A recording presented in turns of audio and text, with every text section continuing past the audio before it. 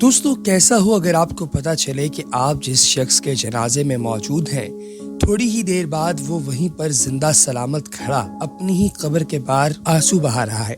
यकीनी तौर पे आप लोगों को हैरत तो होगी ही, लेकिन शायद मेरे जैसा कमजोर दिल वाला शख्स देखे तो वो तो एकदम हैरानी के साथ ही मर जाए। दोस्तों, आज की इस वीडियो में आपको एक ऐसा ही वाकया बताने जा रहे हैं जो एक शख्स केविन का है, जिसका ताल्लुक रियासत हाय मुत्तहिदा अमेरिका यानी यूनाइटेड स्टेट्स ऑफ अमेरिका के साथ था। दोस्तों, इसकी बीवी थी जिसका नाम था मेलिसा। दोस्तों, मेलिसा और ये दोनों बड़ी खूबसूरत जिंदगी बसर कर रहे थे, लेकिन इसने ये बात नोट की कि मेलिसा ने अपनी जिंदगी के आखिरी 3-4 सालों में बहुत अजीबोगरीब हरकत करना शुरू कर दी। और फिर एक दिन मेलिसा की लाश एक छप्पर से मिली, जिसके बाद इसने पुलिस को फोन किया। पुलिस मौके पर पहुंची और पुलिस ने इसकी बीवी की लाश को वहां से बाजियाब करके नहला धुला कर इस काबिल किया कि उसे दफना दिया जाए। और जब इसने अपनी बीवी की लाश को दफनाया तो उस वक्त इसके चेहरे पर बहुत ही गमगीन तासुरात थे। पुलिस ने अपनी रेकी मुकम्मल की, जिसके नतीजे में उन्होंने कम से कम केविन को शक के दायरे से बाहर कर दिया। केविन और इसका बेटा दोनों इस कब्र के बाहर खड़े थे। तमाम लोग जो कि इस जनाजे में शरीक थे यहाँ से चले गए, लेकिन केविन और उसका बेटा दोनों यहाँ पर खड़े रहे। थोड़ी देर बाद इसके बेटे निक ने इससे कहा कि चले पापा, अब घर वापस चलते हैं। ये कहकर उसने अपने वालिद का हाथ पकड़ा और दोनों एक जानिब चलना शुरू हो गए। वो थोड़ा ही दूर गए थे कि केविन को यूं महसूस हुआ शायद उसकी बीवी की कब्र के पास कोई खड़ा है। जब केविन ने मुड़कर देखा तो काले लिबास में मलबूस एक औरत वहां खड़ी थी। केविन को यूं लगा जैसे कि उसकी बीवी खड़ी हो, क्योंकि कद और काट बिल्कुल ऐसा ही था जैसा कि उसकी बीवी का था, और फिर उसकी जिस्मानी फिजिक भी बिल्कुल अपनी बीवी जैसी थी। केविन एक लम्हे के लिए देखकर शायद उसको यूं महसूस हुआ होगा कि यार, चूंकि मेरी बीवी मेरे आसाब पर इस वक्त छाई हुई है तो ऐन मुमकिन है कि कोई और औरत हो, उसकी कोई सहेली या कोई रिश्तेदार जिसको मैं नहीं जानता, और ये बिल्कुल मेरी बीवी जैसी दिखती है, और जब मैं इसे देख रहा हूँ तो इसमें मुझे अपनी बीवी का अक्स दिखाई दे रहा है। लेकिन केविन ने फिर एक लम्हे को अपने आप को समझाया कि नहीं, बीवी को तो अभी अभी दफन करके आए हैं, वो जिंदा कैसे हो सकती है। अभी वो ये सब कुछ सोच ही रहा था कि अचानक इस औरत ने अपने सर पर रखी हुई काली हैट को उतारा और उसे साइड पर किया। जब केविन ने बगौर उसके चेहरे की जानिब देखा तो ये केविन की बीवी जैसी नहीं बल्कि केविन की बीवी ही थी।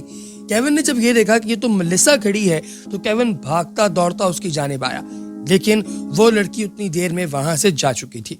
केविन को समझ ना आए कि ये लड़की आखिर कौन है। ये मेरी बीवी जैसी है बिल्कुल, शायद ये मेरी बीवी ही है, तो ये यहाँ पर कैसे आ गई, कब्र से बाहर कैसे आ गई। केविन को भूत प्रेत पर कोई यकीन नहीं था, इसलिए केविन ने निकलकर उसके बारे में इन्वेस्टिगेशन करने का प्लान किया। जब केविन इस कब्रिस्तान से बाहर आया तो उसकी नजर एक टैक्सी पर पड़ी, जिसके अंदर सेम उसी लिबास में मलबूस एक खातून है और वो टैक्सी आगे की जानिब जा रही है। केविन ने फौरी तौर पर भागकर अपनी गाड़ी को वहां से पार्किंग से पार्क किया और अपने बेटे को साथ बिठाकर वो उस जानिब चल पड़ा जिस जानिब ये टैक्सी गई थी।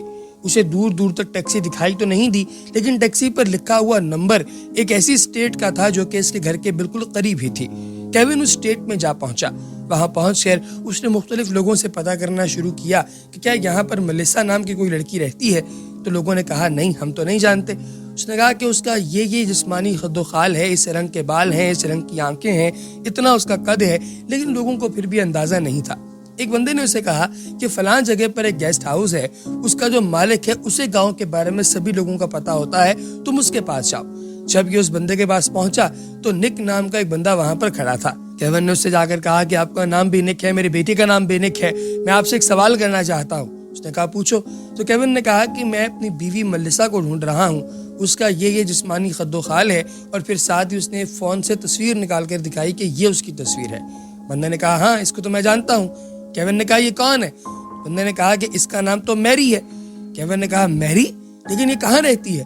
कि उस बंदे ने आगे से कहा कि ये पहले तो यहीं पे रहती थी, लेकिन अब ये यहाँ से तकरीबन 2 गलियां छोड़कर एक और हाउस है जहाँ पर एक बंदे ने एक आश्रम बनाया हुआ है कि वहां पर रहती है, तुम वहां जाओ, वहां तुम्हें ये मिल जाएगी। केविन फौरी तौर पर सर पर दौड़ता हुआ उस जगह पर जा पहुंचा और वहां पहुंचकर उसने उस शख्स से कहा कि ये औरत जिसकी आप तस्वीर देख रहे हैं, क्या आप इसे जानते हैं?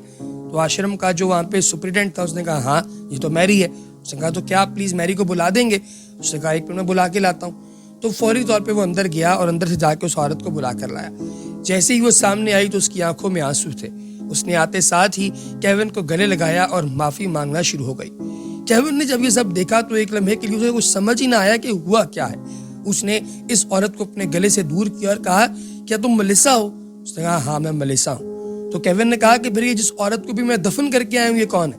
تو وہ کہنے لگی کہ یہ میری جڑوا بہن ہے جو مجھے شادی کے تقریباً 5 سال کے بعد ملی۔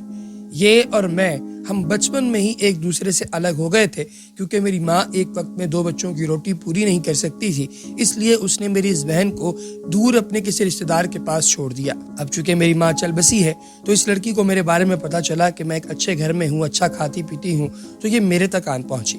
جب یہ مجھ تک پہنچی تو اس کے بعد سے میں نے اس کے ساتھ ایک محبت کا رشتہ قائم کر لیا، لیکن اسے آہستہ آہستہ میرے بارے میں یہ پتا چل گیا کہ میں کچھ شیطانی قوتوں کی عبادت بھی کرتی ہوں، تو اس نے میرا یہ راز فاش کرنے کے طور پہ مجھے بلیک میل کرنا شروع کر دیا کہ میں تمہیں بتا دوں گی۔ کیون، اگر تمہیں یہ پتا چل جاتا تو تم مجھے چھوڑ دیتے، اس لیے میں یہ دکھ برداشت نہیں کر پاتی۔ ہم دونوں کے درمیان بہت مرتبہ کافی زیادہ جھگڑا ہوا اور پھر ایک دن میرے ہاتھ سے یہ عورت یعنی میری بہن میری یہ سلپ ہو کے نیچے گری اور سامنے یہ کھائی تھی جس کے اندر گر کے اس کا انتقال ہو گیا۔ میں نے اسے وہاں سے اٹھایا اور ایک چھپڑ کے اندر پھینک دیا تاکہ اس کی لاش کسی کو نہ ملے، لیکن الٹیمیٹلی اس کی لاش جب لوگوں کو مل گئی تو میں نے بہتر یہی سمجھا کہ اسے میرے طور پہ آئیڈینٹیفائی کر کے دفنا دیا جائے تاکہ ہمیں انشورنس کے پیسے بھی مل جائیں۔ یہ کہہ کر وہ عورت لگاتار رونا شروع ہو گئی۔